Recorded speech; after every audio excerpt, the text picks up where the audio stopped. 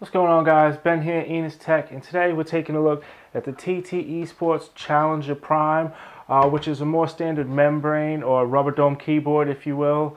Now, while it doesn't carry all the features of a mechanical keyboard, it certainly doesn't carry their price either. If you're looking to purchase something like this, it comes in at $29.99 over at Newegg in the US, or over here in the UK, you can get it for about £27.99 at Amazon.com. I know that conversion doesn't really sound fair, but that's more to do with UK taxes than anything else. As you'll see here, it features a complete black look. We of course have the TT eSports dragon down here, and there are some few keys and things that we're going to go over in just a minute. I've had a chance to use this for a little while now, and I must say that I am rather impressed with it for being a membrane keyboard. I will say it is hard to come from using a mechanical keyboard every day for the last 2 years to using one of these, but for what it's worth and its price, it is a good keyboard and it's definitely worth checking out. Before I go ahead and give all my thoughts on it, let's take a closer look at the keyboard itself, and we'll follow up with my final thoughts on the review. The TT eSports Challenger Prime gaming keyboard features a 1000 Hz poll rate, 6 macro keys on the left hand side, as you will see, T1 through T6, and it also features a 3-color backlighting system where you can change the color of the backlights between blue, red, and purple. The big knob on the top in the middle is also how you control the brightness of each individual backlight setting that you choose. On the top left, you will see the M1, M2, and M3 keys, so you can set up different profiles. This is good if you have multiple users in the house, or if you like to set up different profiles for different games, whether it be FPS, mobile, RPG, or what have you. There are a few multimedia keys right next to the macro keys that allow you to access my computer, your emails, and the home page in your internet browser, so you won't have to click things. You can just tap that button, boom, you're good to go. Over on the right hand side, there are some more multimedia keys that will allow you to control your media, whether on a fast forward, play, reverse, volume up, mute, and all that good stuff. As mentioned, this is a membrane / or rubber dome keyboard, whatever you prefer, and the price tag does of course support that. As mentioned, it comes in around £28 here in the UK, or you can get it for about $30 in America via Newegg or Amazon, what have you. There are, of course, a couple of function keys, as you will see, that do different things. You can also change the backlighting to have different effects on this keyboard.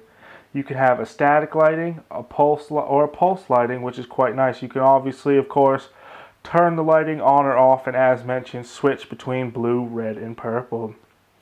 If you hit the function and print screen button, as you'll notice on the print screen, there's what appears to be a little gaming controller.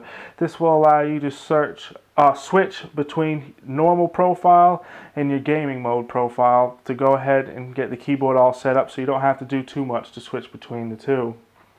Other than that, it does feature all the standard features. You hit function F5 to get the calculator, function F6 to refresh, function F7 to hit previous page, function F8 to go to the next page, and all that type of stuff. You can also decrease or increase the polling rate using either the function F3 or function and F4 keys. Now again, as mentioned, there's 3 different colors of backlighting here, and everything is easily controlled via the keys and switches on the keyboard. So that was pretty much it for our closer look. My final thoughts on this keyboard is it's a very decent keyboard for the price. It comes in less than half price of what you'll find even most of the cheaper mechanical keyboards in, and it does the job great. If you've never used a mechanical keyboard, or if you're just looking for a cheap backup or something, this is a great option. I mean, it's a good keyboard. As mentioned, it's got the macro keys here, it's got plenty of functionality, different color backlighting, it's got the 3 different profile buttons. You can change the polling rate right on the keyboard. There's no need for software to control any of this keyboard, which is another one of the things that makes it great. You can go ahead and switch in things in game, which I know it doesn't make a big difference now, but when I first got into gaming, me and 3, 4 of my friends sharing a computers, having to rebind keys with every time we started games, take turns and stuff, it was really annoying. Something like this would have come in handy back. Pardon, would have come in handy back then. As for typing on this, it is a gaming keyboard, but obviously users are going to type, you're going to message, you're going to Google, you're going to do Facebook. You're not going to just plug it in, plug it out, switch keyboards all the time to do different things. Typing on it, it's actually not too bad. I mean, obviously, again, it's the rubber dome keyboard, so you can definitely notice that. But again, it's really not that bad. It's more just of what you're used to. If you're used to rubber dome keyboards and membrane, this is a great keyboard. If you're used to mechanical keyboards, it'll take you a little bit longer to get used to this. But all in all, that's not really a bad thing. It's to be expected. It's nothing to do with this individual keyboard. It's just to do with personal preference and stuff. I mean, I'm quite happy with this. I'm going to go ahead and give it my value for money award.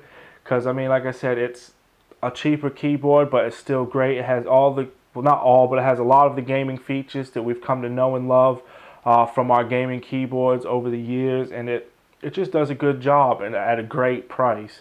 This is definitely something worthy of carrying around as a backup or whatnot, because obviously it's a bit cheaper. So if it doesn't, it's just good. I don't. It's hard to say. I'm trying not to big it up too much or belittle it, but coming from mechanical keyboard, it is hard. But I was actually quite surprised with it. Now, typing on it for me was the hardest part to get used to, because obviously coming from a mechanical keyboard to get used to it. But in gaming, when like especially first-person shooter games, I play a bit of Battlefield and Dirty Bomb on it or whatnot. It was real good. It kept up. It didn't feel like the key presses were too delayed. Now again, it does take a little bit of getting used to coming from a mechanical keyboard, but it's not that big of a deal. It really just isn't. It's all around, it's a good keyboard. It is definitely worth checking out. I want to say big thanks to the guys over at Thermaltake TT eSports for sending this in to review. Hope you guys liked the review. Make sure to check TT eSports website out. I'll have links down below to everything. And as always, thank you guys for watching and stay tuned for more content in the future.